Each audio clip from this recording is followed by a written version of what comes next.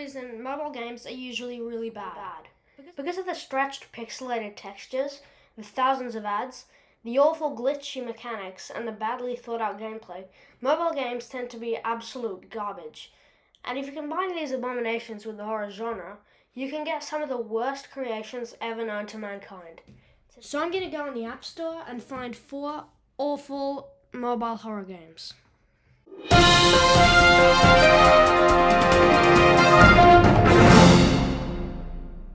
So the first game we'll be looking at is Horror Kiss.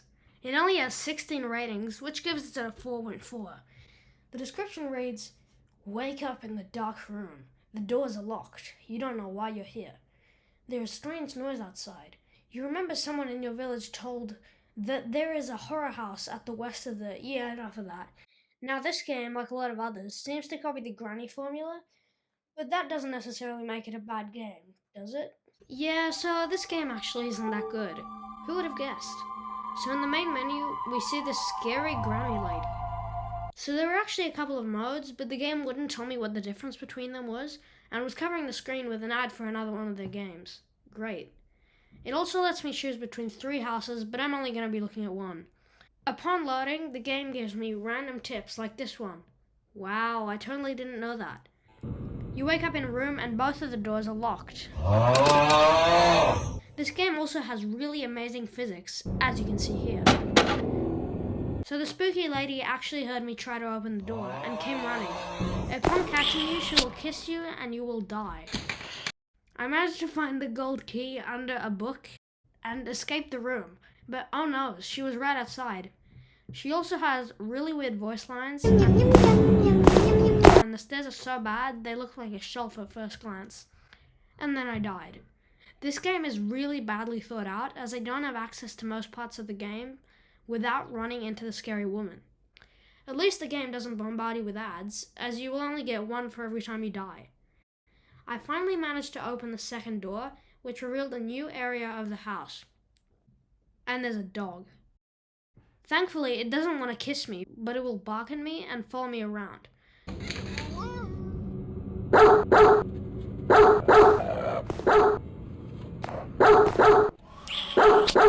So anyway, after dying a couple of times, the game ended on day 7. Yeah, that totally makes sense. The game is actually pretty hard, so I decided to play it in easy mode because I didn't want to spend such a long time on a dumb game. For once, the game's tip system actually helped me, telling me to crouch to avoid waking up the goddamn dogs. So this time, I went to the other area of the house and got the green key, which led me to a whole new place. Yeah, so this game is pretty repetitive, and everything always works the same. You get the key under the book and go use it on a door. Behind the door is another key. However, each key works on multiple doors, which is an okay touch. And I'll admit the lady managed to give me a bit of a fright a couple of times. But remember how I said this game has really badly thought out gameplay? Well, it's actually worse than I thought, because there's a key that is completely useless to beat the game. I don't think the dev even tested their game properly. Anyways, I eventually found the silver key, I escaped, and that was it. In conclusion, this game was pretty dumb.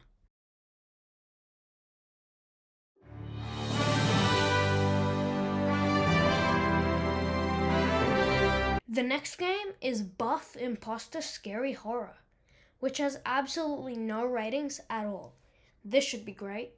The description states, "The buff imposter is after you. You need to stay hidden or else he will get you. Most people can't beat the first 10 levels. He imposter is after..." Yeah, okay. So in the menu you can see a buff imposter crashing through walls, which I'll admit looks kinda cool.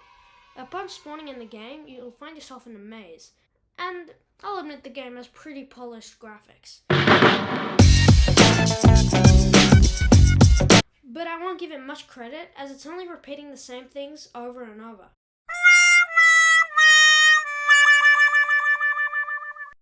There are many doors that you have to walk through, and there are paintings, which gives the game a nice touch, although it looks kind of bland, as the paintings are only photos of the rooms themselves.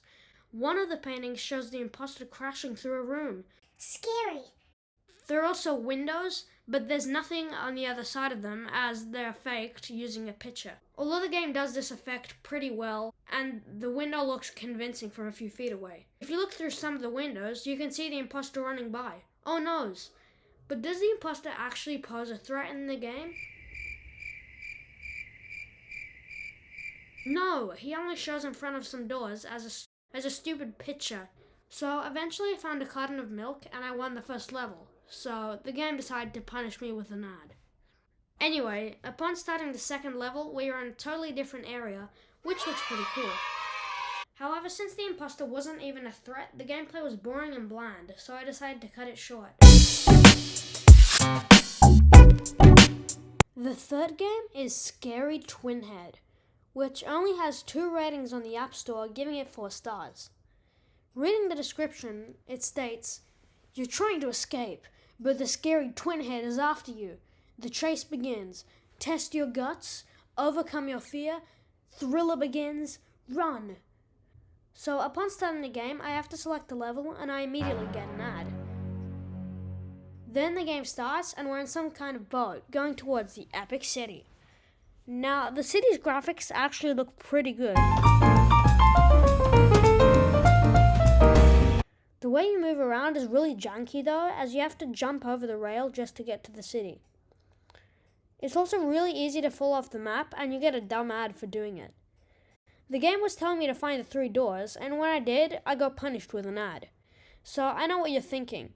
Where's the siren head? Oh, sorry. Where is the twin head scary monster? Well, I looked everywhere in this game, and the scary monster is nowhere to be seen.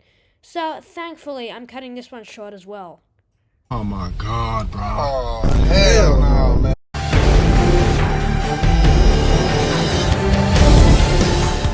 The final game is Scary Cheese Escape Game, in which you run from a scary rat in the Cheeseverse. Looking at the game's statistics, you see it has 61 ratings with a 4.3. So it should be better than all the other games, right? Most likely not. The description reads, "Welcome to the Scary Cheese Game. You can run and escape obstacles with a big attention to the cat. Excellent interface and HD graphics." Yeah, alright. Now, I don't really play Roblox that much, but this game seems to be a mix of 2 Roblox games, both not even being that good. But let's have a look at the gameplay before judging it. Alright, so this game took like half an hour to load, and when it did, it immediately asked me to rate it.